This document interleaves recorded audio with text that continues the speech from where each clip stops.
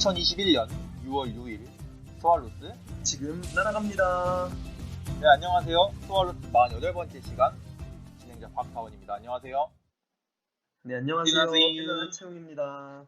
네, 안녕하세요. 저는 패널 이희정입니다. 네, 안녕하세요. 패널 곽승원입니다. 네, 안녕하세요 여러분, 패널 박진혁입니다. 네, 안녕하세요. 우선은 녹음을 시작하기 앞서서 오늘 2월 6일 현충일인 만큼 저희가 잠시 묵념하는 시간을 갖도록 하겠습니다. 다들 묵념. 네, 이 의식을 시작으로 스왈로스 48번째 시간 시작해보도록 하겠습니다. 저희가 저번 주에는 NFT에 관해서 이야기를 해봤는데요. 다른 에피소드들보다 생소한 정보여서 그런지 모르겠지만 많은 분들이 거의 끝까지 들어주셨더라고요. 이 부분 정말 감사하게 생각합니다. 조회수도 완전 높던데. 네, 그러니까요. 꽤 잘 나오는 것 같습니다. 저희가 그래서 이번 주에도 스포츠 산업 관련 소식을 준비해 봤는데 이번 주에 다뤄볼 산업 에피소드는 멀티페르소나라는 개념입니다. 간다! 넘어간다! 이 멀티페르소나는 무엇이냐? 말 그대로 페르소나가 여러 개인 것을 말하는데요. 그러면 이 페르소나란 또 무엇인가? 이 페르소나란 고대 그리스 배우들이 연극할 때 쓰던 가면을 말하고요. 현재는 인격이라는 말로 대체가 가능할 것 같습니다. 멀티페르소나는 현대식으로 해석해보자면 상황에 따라 현대인들이 가지는 다중 정체성이라는 말로 변환할 수 있는데요. 이 단어는 2020년에 한창 트렌드 키워드로 작용한 바 있습니다. 여러 셀럽들이 다중 정체성을 가지고 활동한 바 있는데요. 놀면 뭐하니의 유재석, 이 시작이었던 쇼미더머니의 마미손, 그리고 자이언트 펭수TV의 펭수까지 이렇게 수많은 연예인들 혹은 사람들이 셀럽으로 부캐로 활동한 바 있습니다. 그리고 저희 주변에도 SNS를 사용하시는 분들 중에 본 계정도 있고 부 계정도 있고 그보다 더 숨기는 비공개 계정도 있을 만큼 사람들이 많은 정체성을 가지고 생활하는 모습을 알 수 있습니다. 그런데 이 멀티페르소나라는 개념이 소비에까지 닿게 되는 상황이 이루어졌습니다. 아무래도 저희가 지금 살고 있는 사회가 자본주의 사회다 보니까 어쩔 수 없는 흐름인 것 같습니다. 그래서 기업들은 소비자의 멀티페르소나를 탐구할 필요가 생겼습니다. 근데 이 멀티페르소나란 초개인화를 이끌어내는 상황이에요. 그러니까 초개인화란 뭐냐면 사람들이 이제 자기의 또 다른 정체성, 부캐 이런 부분들까지 개인화가 진행되었다는 말인데요. 이 초개인화에는 관계가 넓고 얕다. 그리고 소비에 대해서는 강한 연대보다는 느슨한 유대를 중심으로 한다는 특징이 있습니다. 그래서 이렇게 초개인화된 소비자의 다양한 특성을 탐색하기 위해서 수많은 데이터를 활용할 필요가 있어졌고 이유로 인해서 빅데이터와 AI가 스포츠 산업과 융합을 하게 되었습니다. 그래서 먼저 제가 한번 이 부분에 대해서 소개를 살짝 해보고 가겠습니다. 제가 먼저 얘기했던 특성 중에 그 관계가 얕고 넓다라는 얘기가 있었는데요. 이거를 보여주는 한 사례가 플랫풋볼 혹은 풋볼 그라운드 같은 풋살 SNS가 있습니다. 플랫폼 같은 경우에는 이 SNS에 등록된 다양한 풋살장 중에 하나를 선택해서 이제 사람들을 랜덤으로 모아서 이제 처음 보는 사람들과도 쉽게 풋살을 즐길 수 있게 만드는. 그래서 굳이 저희가 이제 막 풋살하고 나서 밥도 같이 먹고 괜히 이런 시간 보내기 싫고 딱 풋살만 하고 싶은 사람들에게 참 좋은 특성을 가지고 있고요. 관계에 대한 부담이 적고 관심사에는 진심인 사람들이 가지는 모임이라고 할 수 있겠습니다. 또 아까 제가 소비에 대해서 얘기한 부분이 있었는데요. 강한 연대보다는 느슨한 유대를 조금 더 중시한다. 그래서 강한 고대 아닌가요? 네, 죄송합니다. 네, 강한 네, 그런 약간 대학교 아니, 고대 분들이 불편할 수도 있으니까. 네. 그렇게 생각하는 게 불편한 거 아닐까요? 약간 무리가 희정 씨 이 제가 너무 꼬였나요? 이 발언 고대가 연대보다 그건 아니죠. 그냥 그 연대에만 나오는데 고대가 안 나오면 섭할까봐 논란이 있을 수도 있을 것 같아요. 죄송합니다. 네, 이야기 마저 해주시죠.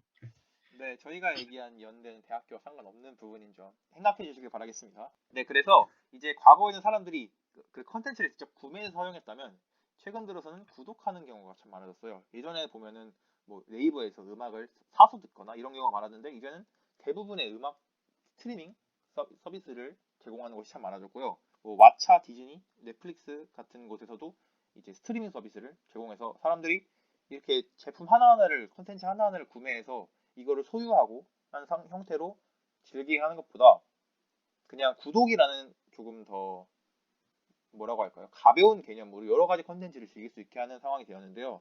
스포츠에서도 이 스포티비가 구독 시스템을 도입하면서 스포티비 나우에서 이제 구독을 해야지, 물론 구독을 안 해도 볼 수 있는 콘텐츠는 있어요. 하지만 구독을 해야만 즐길 수 있는 다양한 콘텐츠들. 그래서 뭐 예를 들어서 이번 챔스 결승 같은 경우에 제가 이거 보려고 스포티비나 구독을, 이 게임 하나 보려고 구독을 했다는 점. 아 이거 너무 불편하더라고요. 그러니까 스포티비 말이에요. 제발 약간 종목별로라도 조금 분류를 해줬으면 좋겠는데 구독 시스템이 일원화돼 있어서 그렇죠. 상당히 어. 비싸요. 그리고 네네. 그리고 이제 그런 거로 인해서 이제 유튜브 이제 스포티비 커뮤니티 보면은 욕이 욕이라고 해야 될까요? 상당한 그 비평가분들의 그런 악플이 달려 있는 그런 상황이죠 현재. 네, 그러게 말입니다. 스포티비가 뭐 이걸로 돈 버는 거, 뭐 돈 잘 벌고 있긴 하겠지만 소비자들의 조금 흐름을 잘 생각해주는 움직임이 조금 필요하지 않을까 하는 조심스러운 생각입니다. 네, 그리고 다른 분들은 어떤 소식 준비하셨죠? 먼저 제가 해볼 건데 저는 이제 항상 준비하듯이 농구에 대해서 준비를 해봤거든요. 네네. 제가 이제 제일 즐겨 보기도 하고 네. 즐기기도 하는 이제 NBA에 대해서 준비를 해봤는데 네. 이제 농구 같은 경우엔 데이터가 굉장히 중요한 스포츠라고 할 수 있거든요. 이제 먼저 나온 개념인 야구의 세이버 매트릭스의 영향으로 이제 농구에서도 데이터를 통해 분석하고자 하는 시도가 나타났습니다. 그리고 이를 이제 세이버 매트릭스랑은 조금 다르게 APBR 매트릭스라고 부르는데 네. 이제 Association for Professional Basketball Research라는 개념입니다. 이제 간단하게 말하자면 경기당으로 약간 환산해서 말을 하는 거예요. 과거에 있었던 선수들은 뭐 예를 들어 간단한 득점, 어시스트, 리바운드 같은 기록들은 나오지만 뭐 네. 경기당 득점, 경기당 리바운드 이런 거는 간단하게만 계산이 가능하고 현재 선수들은 다 나오지만 지금 선수들로는 나오지 않는 뭐 페이스, 효율성 이런 거에 대해서 조사를 할 수 있는 건데 NBA의 아이콘이라고 할 수 있는 마이클 조던이 뛰던 시기에만 해도 이 APBR 매트릭스가 존재하지가 않았었습니다. 그리고 이제 2000년대로 넘어와서 다시 새로운 NBA 아이콘이 된 코비 브라이언트가 뛸 때는 이 APBR 매트릭스가 좀 적용이 됐었던 시기예요. 2004년부터 이게 시작됐거든요. 두 선수를 좀 가볍게 비교해본 글이 있어서 저는 이 글을 가져와 봤거든요. 네. 원래는 조던이 역대 총 득점 전체 3등 거기에 이제 NBA 파이널 MVP 6번에 뭐 우승 6번 이런 대기록들을 세웠었지만 코비가 이제 조던의 후계자 소리를 들으면서 굉장히 많이 올라오고 코비가 이제 결과적으로 그 조던의 누적 득점 기록을 이겨내면서 누적 득점 3등으로 올라서는 순간 코비가 조던을 뛰어넘었다라고 말하는 분들도 조금 있었거든요. 실제로 네네. 이제 우승도 5번을 하고 MVP도 3번을 타고 그렇죠. 기록상으로는 그렇죠. 한 번요. 근데 기록상으로는 그렇다고요. 그렇죠. 네네. 기록상으로는 그렇죠. 그래서 이제 APBR 매트리스를 이용해서 진짜 코비가 과연 조던에 근접할 수 있을까라는 조사를 해봤거든요. 근데 이제 결과를 따져보자면 전혀 아니었던 거죠. 이제 코비 브라이언트 같은 경우엔 공격, 수비 모든 면에서 조던에게 안 된다는 결과가 나왔으면서 이제 공격 효율, 수비 효율, 턴오버 비율, 리바운드 비율에 가로채기, 가로막기, 그러니까 블락, 스틸까지 모든 면에서 이제 코비가 조던에게 밀리는 결과를 가져왔으면서 심지어 이제 한 시즌을 하면 4경기나 조던이 코비보다 우위를 가져올 수 있는 경기가 있을 것이다라는 결론까지 나오더라고요. 사실 이게 기본적인 기록만 보면 시대가 달랐기 때문에 인정할 수 없었겠지만 지금 코비가 조던과 같은 시기에 뛴다면 이런 4게임이라는 차이가 발생할 수 있다는 그런 근본적인 차이를 가질 수 있다라는. 네, 중간에 죄송합니다. 그 옆에 방송 얘기 많이 파셨나요? 네, 아는 분이 이제 그 세훈 씨 이야기를 듣고 너무 감탄을 해가지고 뭐 감탄사를 막 내지르길래 네, 그런 리액션 감사합니다. 제가 지금 중지시켰으니까 그 뭐지 청취자 여러분 약간 죄송합니다. 네, 제가 들으면서 생각해 보니까 그러한 과거의 선수와 지금 현재 선수를 비교하는 게 참 도움이 될 만한 게 농구 게임에서 선수 스탯을 비교하는 게 있잖아요. 근데 이제 그 기준치를 조금 더 명확하게 둘 수가 있을 것 같아요. 그래서 이 선수가 이제 똑같이 게임에 뛰게 되었을 때, 이 선수가 이 선수를 이긴다고 하는 의문이 들지 않을 수 있을 것 같아요. 조금 더 정확하게 그런 스탯을 매길 수 있는데 도움이 되지 않을까 싶은 생각이 듭니다. 굉장히 과거의 선수랑 그런 식으로 비교를 하는 게 이제 그 스포츠 팬들의 수요도 굉장히 높잖아요. 저희가 예전에 알고 있던 최동원 선수나 선동열 선수 같은 야구 분야에서는 그런 선수와 막 박찬호 선수, 류현진 선수 이런 식으로 시대가 다른 탑급의 선수들을 비교하는 것도 이제 팬들 사이에서는 자주 이루어지고 있고 그런 거에서 저희가 이제 소소한 야구 팬들의 재미 라고 할 수 있었던 내용들을 실제로 이제 비교를 해나가면서 풀 수 있다는 게 굉장히 서로에게 굉장히 재밌을 것 같은 새로운 콘텐츠인 것 같아요. 그렇죠. 이제 다원 씨랑 승원 씨 말대로 일종의 게임인 이제 NBA 2K 시리즈나 네. 피파 온라인 같은 시리즈에서도 이제 항상 말이 나오잖아요. 어떻게 그쵸. 이 선수가 이 오버롤이고 어떻게 이 선수가 이 선수보다 낫냐. 그쵸. 이런 점이 이제 만약에 이런 매트리스들을 좀 적용을 한다면 좀 달라지는 결과가 나오지 않을까. 그리고 구설수도 좀 덜 나오지 않을까 싶은 생각이 드네요. 네, 맞습니다. 채용이 승원이랑 저랑 같이 얘기했던 이 부분이 다음 얘기에 나올 이 세이버 매트릭스라는 부분의 시초라고 할 수 있는데요. 이 세이버 매트릭스와 야구에 관해서 이야기해줄 진혁 씨 등장해 주시기 바랍니다. 드디어 진혁 씨가 이제 입을 여네요. 네. 네, 제가 항상 그 경청하는 태도를 마음속에 품고 살아가기 때문에 오늘도 좀 여러분들의 이야기를 지금까지 듣고 있었는데요. 잠시만요. 근데 세이버 경청할 때는 이게 눈을 봐야 되는 거 아닌가요? 딴 데 보고 계시던데.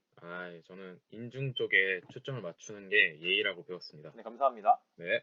그러면은 이제 세이버 매트릭스에 대해서 먼저 간단하게 소개를 해드리자면 이제 통계학적 방법론은 야구에 적극적으로 도입한 그 연구 방법론이라고 생각하시면 될 것 같습니다. 그래서 메이저리그 같은 경우에는 현재 KBO 리그보다는 훨씬 더 이 세이버 매트릭스를 적극적으로 활용해서 선수들의 수비 시프트나 아니면 뭐 상대 전적 등을 비교해서 대타 작전도 활용하고 전체적으로 라인업을 짤 때도 활용하는 경향이 큰 편입니다. 그래서 제가 류현진 선수 인터뷰를 가져와 봤는데요. 메이저리그 이 인터뷰에서 이제 메이저리그에서 데이터 분석을 얼마나 적극적으로 활용하는지에 대해서 나와 있는 인터뷰입니다.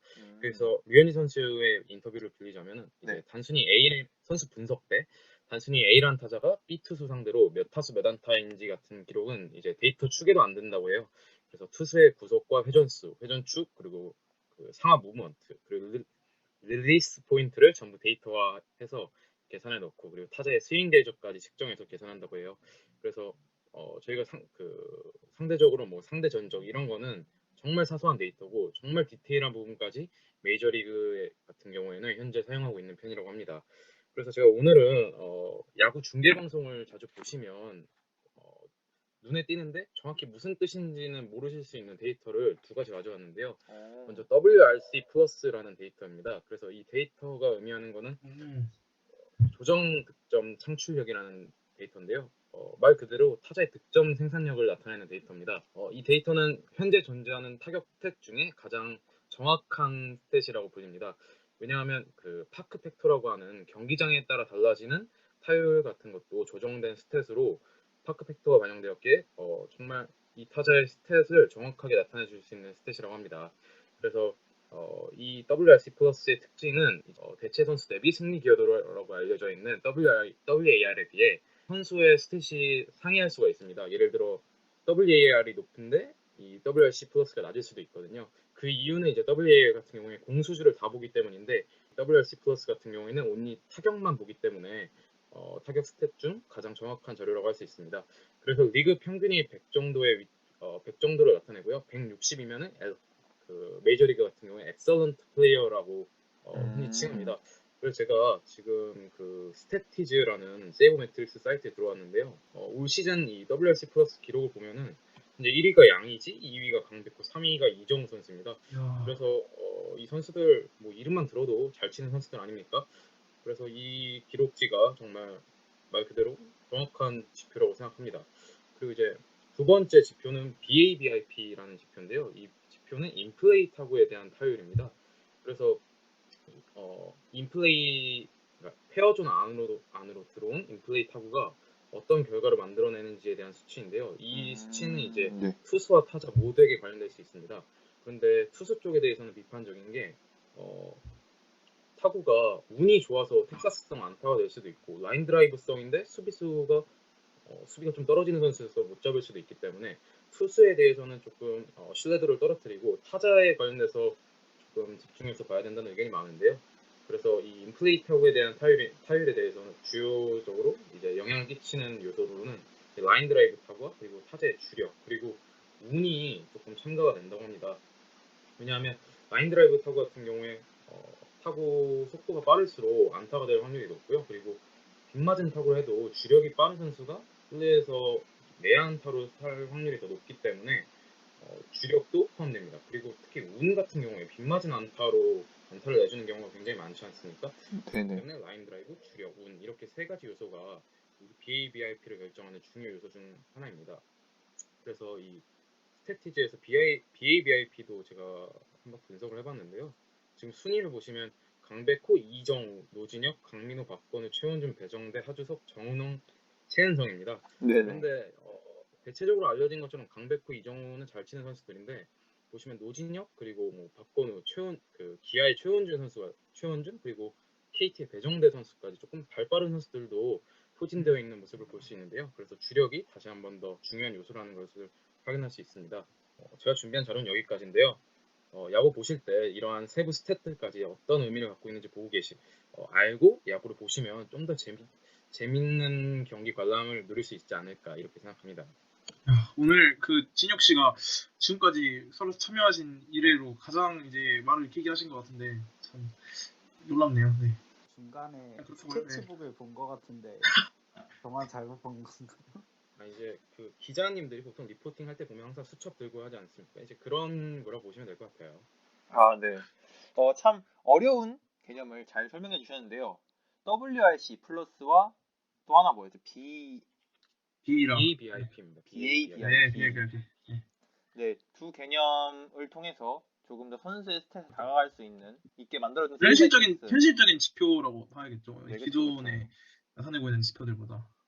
아까 제가 초반 진혁 씨가 말씀하시기 전에 잠깐 얘기하다 말았었는데 이런 세이버 매트릭스라는 거는 처음에 미국에서 야구 경기를 보면 사람들이 그걸로 이제 순위 예측을 하는 게임을 하면서 조금 더 자기가 그거 맞출 확률을 높이기 위해서 하기 시작했던 게 세이브 매트릭스가 지금까지 와서 이제 본 야구 게임까지 침투해서 그거의 분석에 사용되고 그 역량 강화에 사용되는 이런 역순환의 상황에 긍정적인 역순환이죠. 이거의 흐름에 참여되고 있는 게 참 보기 좋다고 생각을 합니다. 저 아까 진혁 씨 혹시 단순 타자 지표 말씀하신 게 뭐였죠? WRC 플러스 아닌가요? 바로 기억 안 나시는 거 아니죠? 네. 네, 정확히 좀 얘기를 해주세요. 아니 그 단순 타격만 놓고 그 WAR은 수비와 주루까지 다 포함이 됐다면 그렇죠. 단순 타격만 놓고 봤을 이제 때 그 스펠링 같은 경우에는 W가 스몰자고요. 그리고 RC를 이제 대문자로 쓰고 플러스까지 붙여서 WRC 플러스라고 부르고요. 뜻은 이제 조정, 득점, 창출력입니다. 거기서 제가 좀 놀라웠던 게 양의지 선수가 수비가 포함이 안 됐는데도 1위네요. 그렇죠. 그리고 지금 제가 NC 경기도 간간히 챙겨보고 있는데 양의지 선수가 팔꿈치 통증이어서 송구를 거의 못한다고 해요. 아직 캐치볼을 하고 있는 수준이어서 주로 지명타자로만 출전하고 있어서 체력적인 측면에서 세이브도 되고 있기 때문에 타격에서도 전혀 꿀리지 않는다 이런 모습을 볼 수 있을 것 같아요. 역시 두산 출신 아닌가 이런 생각이 듭니다. 네, 좋은 그런 떠난 지 오래됐어. 네, 좋은 멘트 감사드립니다. 특전팀 5화는 바로는 이번 회차에 저희 이제 발표와는 약간 좀 거리가 있으니까 참가해 주시는 게 진혁 씨 안티가요? 저도 모르게 좀 났던 것 같아요. 네, 여기 좀 진혁 씨 안티가 많은데 전 진혁 씨 편인 점 생각해 주시면 감사하겠습니다. 이렇게 선수들에 관련된 이야기를 해주는데요.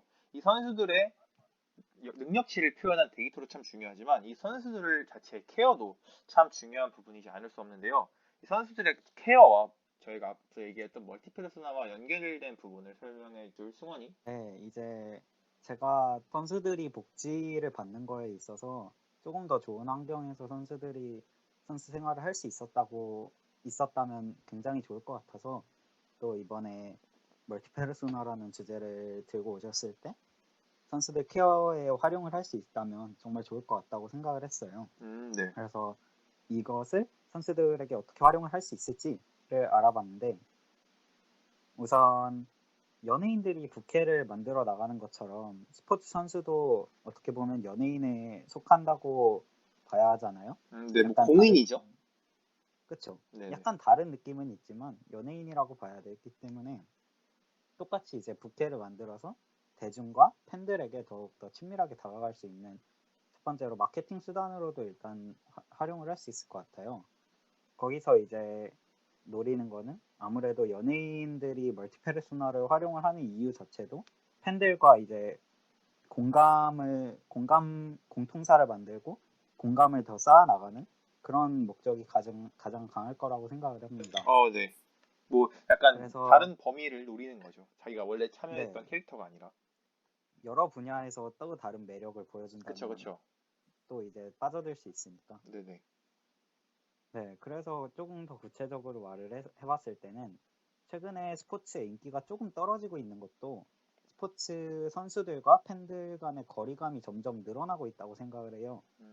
오히려 이번에 코로나 상황을 더 겪으면서 직접 관람도 불가하다 보니까 점점 스포츠 선수가 친밀하게 다가갈 수 있는 존재가 아니라 연예인에 가까운 존재가 되어가고 있는 느낌이라서 네. 원래는 이제 저희가 경기장에 가면은 사인도 받고 막 그래야 되잖아요. 네.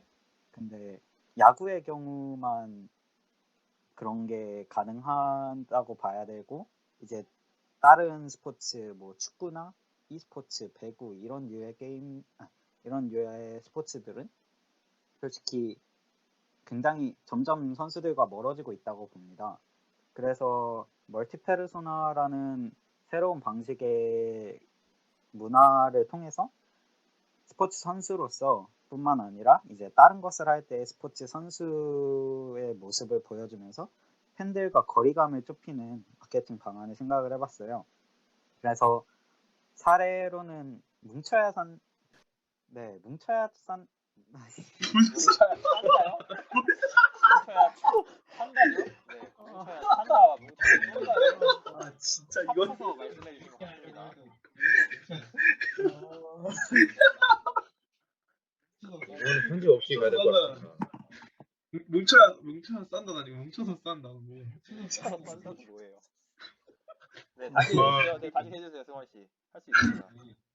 네, 뭉쳐야 찬다나 뭉쳐야 쏜다 네. 같은 경우에서처럼 네. 이제 그 은퇴한 선수더라도 그 선수들의 다른 모습을 다른 일상생활에서의 모습이나 다른 스포츠에서의 모습을 궁금해하는 팬들도 굉장히 많고 네. 그리고 또 김연경 선수나 황재균 선수가 나 혼자 산다에도 출연을 했을 때 굉장히 크게 팬들이 좋아했던 걸로 알아요. 그래서 그런 거에 있어서도 이제 선수들이 또 다른 선수로서의 모습이 아닌 그 사람으로서의 각자의 모습을 보여준다면 그것 또한 팬들이 굉장히 좋아할 거라고 생각을 해서 이제 마케팅 방안도 잘 활용을 할 수 있을 거라고 생각을 했습니다. 네. 그리고 이렇게 마케팅을 진행을 하는 데에 있어서 선수들의 멘탈 케어에도 굉장히 크게 도움을 줄 수 있어요.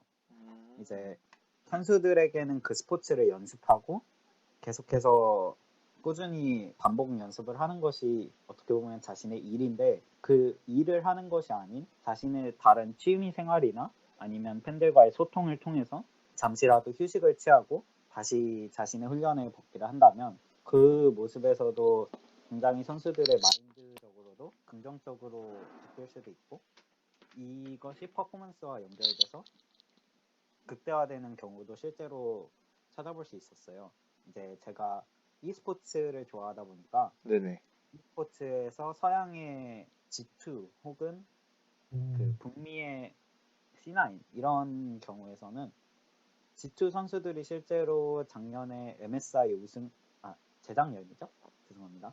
재작년 2019년에 MSI 우승을 하기도 하면서 긍정적인 팀 분위기로 또 화제가 됐습니다. 네네. 이제 한국 팬들에게는 조금 트라우마가 약간의 트라우마로 남을 수도 있는데 굉장히 도발 같은 멘트를 트위터나 그런 데에서 많이 남기고 그 탈락의 대상이 한국팀이 되었기 때문에 저로서는 조금 아쉬웠지만 그런 면에서 선수들이 즐겁게 임하고 그 즐겁게 임하는 자세로 더 좋은 퍼포먼스를 보이는 거에 더 있어서 일석이조라는 생각이 들어서 이 멀티 페르소나를 결국에 선수들에게 적용을 한다면 또 긍정적으로 발전을 해나갈 수 있을 거라고 생각을 했어요. 승원 씨가 말하는 선수들 개인에 있어서의 멀티 페르소나란 선수 본연의 그러니까 스포츠 선수로서 모습 외적으로 그 선수 개인의 모습을 조금 말씀하시는 거 맞나요? 네, 맞습니다. 이제 선수도 저희와 다름없는 하나의 사람이라고 볼 수 있으니까요. 그렇죠. 그 선수들도 대중의 흐름처럼 멀티 페르소나에 대한 수요도 있을 거라고 생각해요. 네, 좋은 생각인 것 같아요. 근데 한편으로는 조금 우려가 되는 부분이 없지 않아 있는데요. 예를 들어서 저는 스포츠 선수는 그 스포츠 선수로서의 모습만 존중받아야 된다고 생각하는 사람으로서 약간 선수들 개인 사생활에 약간 그 팬들이 이렇게 침투해서 이렇게 그 선수 개인적인 모습에 관심을 갖는 게 물론 그 선수 너무 팬이니까 궁금할 수 있겠지만 그 선수 개인한테 뭔가 부담이 될 수도 있지 않을까 하는 생각도 그렇죠. 하는 그래서 네, 팬들이 선을 조금 잘 네, 지켜야 그렇죠. 돼요. 약간 눈치 게임 그런 느낌인 것 같습니다. 근데 그래도 그리고 네네. 네네 말씀하세요. 그래도 그게 선수 케어나 그런 마케팅적인 부분에 도움이 된다는 생각을 해보니까 또 좋은 발상인 것 같네요. 저도 좋은 점이 충분히 있을 것 같은데 또 안 좋은 점을 생각해 보면은 이제 선수들은 이제 항상 자기들만의 루틴 같은 거랑 이제 훈련 같은 게 있었을 텐데 이제 한 번씩 뭐 방송 출연하는 게 물론 좋긴 하지만 그런 게 이제 너무 또 장기화되고 그렇게 된다면 비시즌에 자신들의 이제 루틴 같은 게 충분히 망가질 수도 있을 거라는 생각이 듭니다. 네. 네, 하지만 루틴도 루틴 같은 게 루틴도 중요하다고 굉장히 생각을 하거든요. 루틴이 이제 선수의 생명을 좌우할 정도니까 선수 생명을 말한 겁니다. 선수 생명을 이제 좌우할 정도니까 루틴이 파괴된다는 점에서는 약간은 이제 조금 안 좋을 뭐 수도 있을 거라는 생각도 선수 자신의 뜻에 맡기는 게 제일 좋겠죠. 뭐 강제적으로 해라 이런 식으로 하보다는. 그렇죠. 네, 그러면 제가 오늘도 이제 마지막으로 뭐 수업 이야기 다 끝나셨죠? 네네네. 네, 잘 들었고요. 저는 이번 주제 이렇게 한번 이야기 보면서 스포츠 심리 상담가이신 그 이현영 교수님의 논문에서 좀 많이 의견을 이제 영감 같은 걸 좀 얻게 됐어요. 거기 논문에 제시된 거는 이제 어떤 논문이죠? 스포츠 이름이 어떤 논문이죠? 이게 그 아까 위에서 언급하신 스포츠와 페르소나의 그런 관계에 대해 얘기하는 그런 논문인데요. 네. 우선 여기 이제 심리 상담사이기 때문에 스포츠 심리 쪽으로 그러니까 스포츠 심리 상담사이기 때문에 스포츠 심리 쪽에서 굉장히 많이 이야기하세요. 그래서 이제 심리의 가장 기본 요소라고 할 수 있는 메슬로의 욕구 5단계부터 이렇게 시작을 하거든요. 혹시 네. 다들 메슬로 욕구 5단계 아시나요? 네, 들어봤습니다. 오, 대박. 채용 씨는 제가 알기로 알아야 하는 걸로 알고 있는데 아니 말고요. 우선 5가지 인간은 5가지 욕구를 가진다고 이렇게 메슬로가 우선 정의를 내려요. 생리적 욕구, 안전 욕구, 소속과 사랑의 욕구, 자존 욕구, 자기 실현 욕구 이렇게 5가지를 차례로 가지는데 네. 제가 말한 순서대로 아래가 하위 욕구고 이 하위 욕구가 만족 시 그 위에 있는 상위 욕구를 충족하는 그런 특징을 이제 가진다고 해요.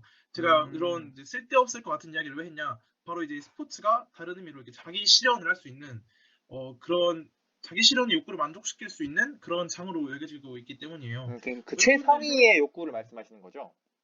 네네네. 네. 최상위 욕구인 그 자기 실현 욕구와 자존 욕구 그 두 개를 이제 대체적으로 이제 그 만족시킬 수 있다고 지금 스포츠가 이 논문에서 얘기를 하고 계시는데요. 여러분 혹시 일반적으로 생각하는 자아 실현이 뭐 다원 씨는 어떻게 되시나요? 저는 결혼해서 아빠가 되고 싶습니다. 진영 굉장히 낭만적이네요. 힘들 수도 있겠지만 네. 예? 네, 물론 이렇게 대체로 자기 실현을 우선 얘기해보라고 하시면은 뭐 얼마나 다원 씨처럼 뭐 결혼 이런 거나 있을 수도 있고 이제 원하는 직장 혹은 뭐 돈 많이 벌어서 부자 되기 이런 걸 이제 생각하실 텐데 네.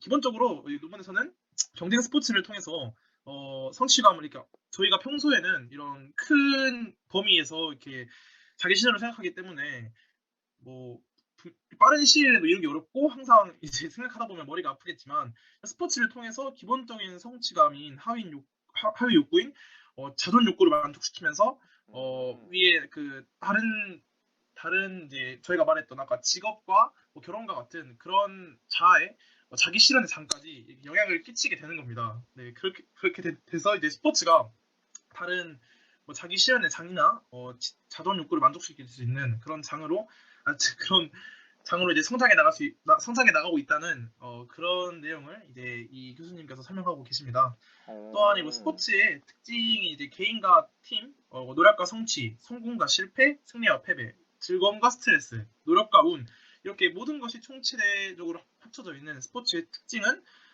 이제 스포츠를 함으로 통해서 이제 개인의 페르소나를 이제 탐색할 수 있게 되고 자신을 이해할 수 있게 도움을 준다고 해요. 특히 이제 스포츠 심리 상담 분야에서 이 페르소나가 잘 이용된다고 하는데 선수들이 이제 슬럼프에 빠지게 되면 대체로 이제 자신의 템포를 놓치게 되고 다른 사람의 시선을 이제 과도하게 신경 쓰게 되는 이런 경우가 있는데 네네. 이제 스포츠 심리 이제 상담사인 이영현 교수님은 이럴 때 이제 자신의 페르소나를 이제 선수들이 찾을 수 있도록 이렇게 도와준다고 하십니다. 네. 그리고 네. 말씀하실 거 있나요? 희정 씨가 참 마지막 그 대미를 잘 장식해 주신 것 같은데요.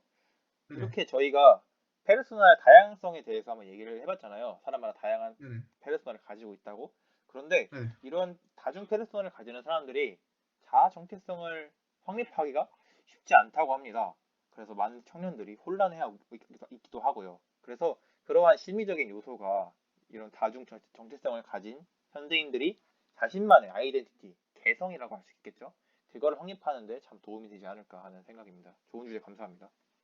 네, 추가해서 마지막으로 저희 이제 스왈로스 분들이 자신의 페르소나를 지금 잘 나누고 계시는지 이게 정신 분석가 이제 폴스라는 분이 이렇게 몇 가지 질문을 통해서 이걸 구분할 수 있다고 이렇게 제시해 주셔가지고 제가 한번 시청자 여러분도 함께 참여하실 겸 네, 제가 좋네요. 네, 이렇게 그 손가락 손병호 게임 혹시 하실 텐데 이렇게 손가락을 다 10개를 피시고 제가 한 8가지 정도의 질문을 드릴 텐데 여기에 해당하시면은 이제 손가락을 접으시고 가장 손가락을 많이 접으신 분이 저희 그 스왈로스의 페르소나를 가장 잘 구분하고 있는 분으로 생각하면 될 것 같습니다. 첫 번째 질문입니다. 네. 자기 현실의 순간에 그 바탕을 안정되게 두고 있으며 자신의 강점과 약점을 이해하고 받아들이며 인간으로서의 자기 잠재력을 잘 깨닫고 있다. 네, 몇 분 이렇게 적으셨어요. 다음으로 자신을 인식하고 수용할 뿐만 아니라 억압하거나 죄책감 없이 개방적으로 욕망과 충동을 표현할 수 있다. 네, 그 다음으로 자신의 삶에 대해 책임을 질 수 있으며 다른 사람에 대한 어떠한 책임에서도 탈피한다. 네, 그리고 다음 자아와도 세계와도 완전하게 접촉하고 있다. 질문이 좀 어려운데요? 네, 너무 이제 이과적인 질문 아닌가 싶어요. 박사님이 쓰신 거기 때문에 네, 자아와 세계라는 게 약간 자기 자신과 그 주변을 말하는 건가요? 네, 자기 주변과 이제 사회를 얘기하는 걸로 네. 생각해보면 될 것 같습니다. 아, 지금까지 저는요. 다원 씨 몇 개 접으셨죠? 저 4개 적었습니다. 승원 씨는요? 저 한 개 적었습니다. 형 씨는 2개, 그리고 진혁 씨도 2개. 이제 압도적으로 다원 씨가 우선하고 계시는데 다음으로 분노를 솔직하게 표현할 수 있다. 네. 다음으로 외부의 규칙으로부터 자유롭다. 제가 하는 다원 씨는 그래요. 다음으로 자아 경계에 위축이 없다. 자아 경계라는 게 무슨 말이죠? 쉽지 않은 거 이건 저도 잘 모르겠네요. 네. 네, 알겠습니다. 다음으로 마지막 질문입니다. 네. 행복 추구에 열중하지 않는다. 이제 맹목적으로 행복 추구를 하지 않는다는 뜻이겠죠? 네, 저는 맹목적으로 행복을 추구합니다. 죄송하지만. 그럼 다원 씨 6개, 승원 씨 2개, 채영 씨 3개, 진혁 씨 3개. 제가 보기에 이제 승원 씨가 좀 이제 자신의 페르소나를 잘 구분하지 못하고 계신 것 같고 이제 다원 씨는 너무 이제 페르소나를 막 나누시지 않았나. 너무 자신을 이해하고 있으신 게 아닐까 하고 이제 채영 씨랑 진혁 씨가 가장 정상적인 그런 분들이지 않을까 싶네요. 이게 씨는 다 혹시 정답 좋은 게 해보셨나요? 아니군요. 아니요, 저도 막 해봤다는 게 아닌데 그러니까 여기 이제 박사님이 이제 좀 이과 분이신 것 같아가지고 막 거기다가 몇 개에서 몇 개씩 뭐 좋은 거고 몇 개에서 몇 개씩 안 좋은 거 그런 건 이제 추가해 주시지 않았지만 제가 보기에 대체로 한 3-4개 정도를 이제 적으시더라고요. 다원 씨 정도면 과도하게 많은 편이고. 저도 네. 비정상은 아니네요. 저는 비정상 좋습니다.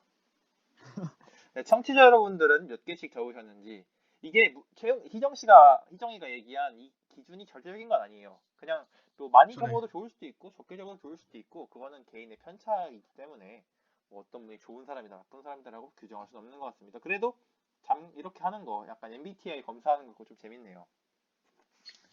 감사합니다. 네, 저희가 이번 주에는 거의 한 40분 정도를 달리고 있는데 페르소나 관련해서 아무래도 이게 인간의 뭐라고 할까요? 심리적인 부분, 인간 개인에 대한 부분을 다루고 있다 보니까 참 다양한 부분에서 쓰이고 있지 않을 수가 없었겠는데요. 아까 제가 희정이가 얘기했던 중간에 말했듯이 이런 현대 사회에 있는 들은 참 다양한 정체성을 품고 있고 여러 가지를 하고 싶어 해요. 그런데 이렇게 마지막에 한 테스트처럼 자기 자신을 조금 더 잘 이해하고 자기가 여러 가지 것들을 해보면서 진짜 나는 어떤 사람인가? 진짜 박다원은 누구인가? 진짜 박승호는 누구인가? 이희정은 누구인가? 한채영은 누구인가? 박진혁은 누구인가? 스월러스 청취자 여러분들은 어떤 분들인가를 한번 생각해보는, 만약 끝까지 들으신 분이 계시다면 생각해보는 시간을 가지셨으면 좋겠습니다. 네, 하실 말씀 있으신가요? 저 추가로 이번에 스포츠 미디어 시리 기사 사이트에서 다원 씨가 이제 멀티 페르소나에 대한 기사를 또 작성을 해주셨잖아요. 네네. 이것도 이제 이 영상 보고 나서 만약에 흥미가 생기신다면 이 사이트에 들어가서 기사를 또 읽어보시는 것도 추천합니다. 네. 굉장히 유익한 기사였어요. 홍보 감사합니다. 와. 그냥 제가 이야기한 거를 정리했을 뿐인데 감사합니다. 그렇다면 스몰로스 48번째 시간 여기서 물러가 보도록 하겠습니다. 49번째 시간은 더 흥미로운 주제와 소식을 가지고 돌아오도록 하겠습니다. 그럼 안녕히 계세요. 안녕히 계세요. 안녕히 계세요. 안녕히 계세요.